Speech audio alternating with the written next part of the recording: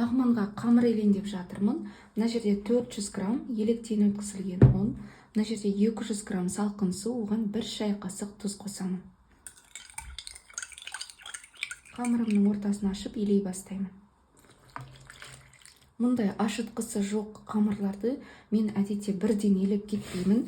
Ең алдымен сұйықтықпен ұнымды осылай жоғары төмен қимылдар жасап араластырып аламын. Сол кезде біздің қамырымыз оңай және тез бірігеді, сәйкесінше тез иленеді. Лағман қамырына мен әдетте жұмыртқа қоспаймын, ешқандай май қоспаймын, тек қана тұзбен суға илеймін. Жұмыртқа қоссаңыз, қамыр кеуіп қалуға бейім болады. Қараңыздар, міне. Біздің сұйықтығымыз толықтай біркелкі болып таратылды. Енді біріктіруге болады.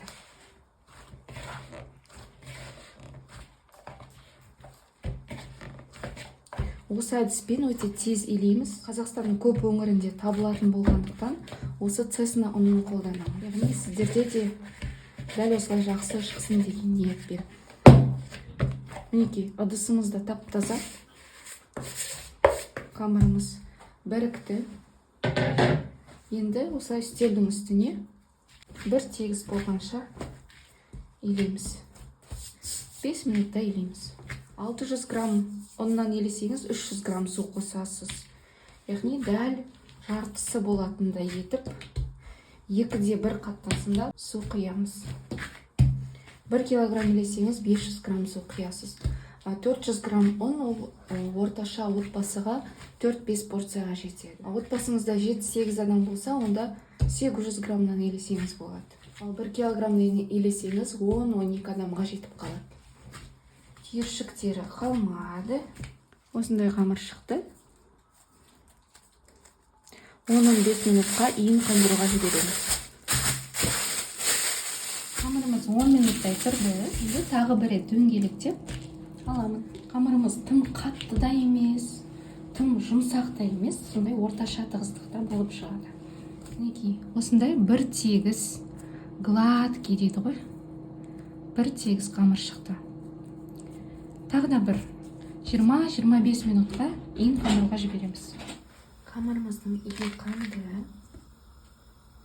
Кішкене ұн себелеп жүрсек болады. Енді 4 бұрышты етіп жаямыз.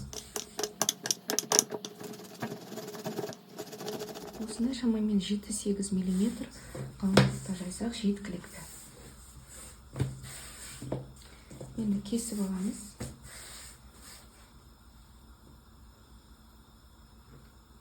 Бір жарым сантиметр жолақ шамамен. 1-1,5 сантиметр жолақтайға.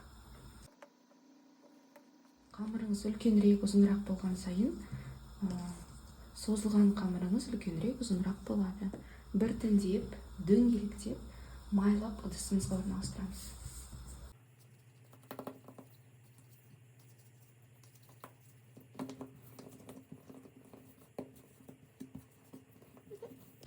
Бұл жерде біздің мақсатымыз созу емес, жай ғана дөңгелектеу. Бірінші дөңгелектеп алайық, содан кейін барлығын бірден майлаған ыңғайлы болады.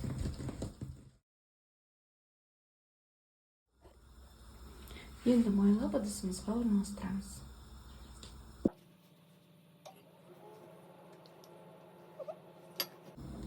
Осылай майға батырамыз. Артық болғанын аз ғана осылай қолымызбен алып тастасақ болады. Улитка секілді домалақ етіп орналастырсаңыз болады. Бірақ мен ол нәрсеге уақытымды кетірмей, осылай орналастыруды жөн көремін.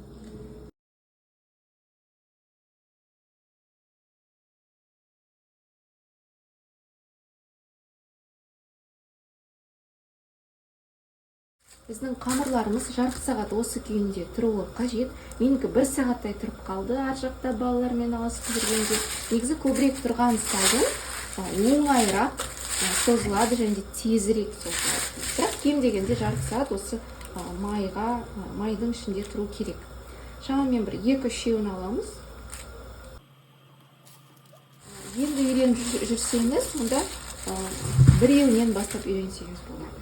Әбден иі қанған қамырды тіпті созып та керек емес, өзі созылады. Тек қана осылай бас бармақтың және де сұқ саусақтың көмегімен осылай домалатып отырамыз, дөңгелетіп отырамыз. Мінекей, өздігінен созылып жатыр.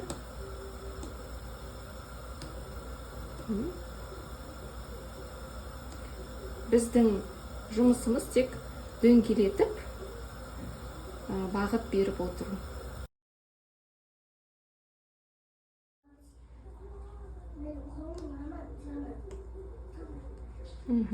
Әдемілеп отырып, бір келкі етуге тырысамыз.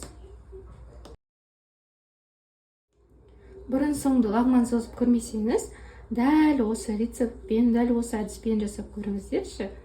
Міндетті түрде бұйырса бір жасағаннан шығатын болады.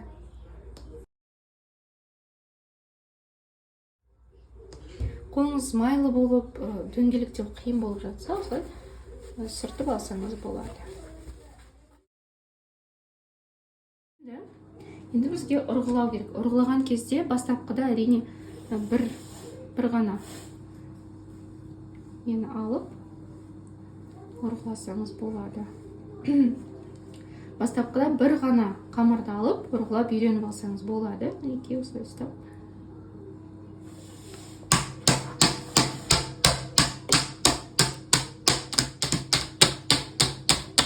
Мінекей, бір келкі болды, енді пісіріп аламыз. Осылай. Жинап алуға болады.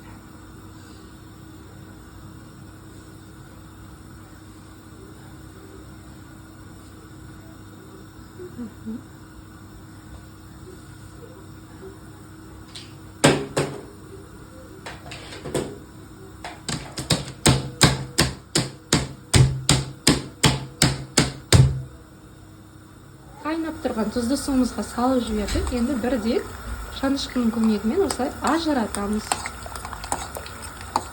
Осылай көбік пайда болып, қайнап шыққанын күтеміз. Шамамен оған 1 минуттай уақыт кетеді. Қанымызға қайнады. Осылай бетіне қайнап шыққаннан кейін бірден сүзіп алсаңыз, дәл кафедегідей болады, сәл қаттырақ болады қамыры. Мен жұмсағырақ болған жақсы көремін. Сондықтан осылай бетіне қайнап шыққаннан кейін 1 минуттай тағы да қайнатамын. Мен әрдайым суық суға салып аламын. Өйткені суық суға салған кезде қамырдың пісу процесі тоқтайды. Және де бір-біріне жабыспай солай жақсы болады. Осылай салып бір жуып аламыз. Мінекей осындай лағман қамырлары шығады. Әдетте тәрелкеде қалған маймен майлап жіберемін. Рецепт ұнады деген үміттемін. Міндетті түрде дайындап көріңіздер. Астарыңыз дәмді болсын.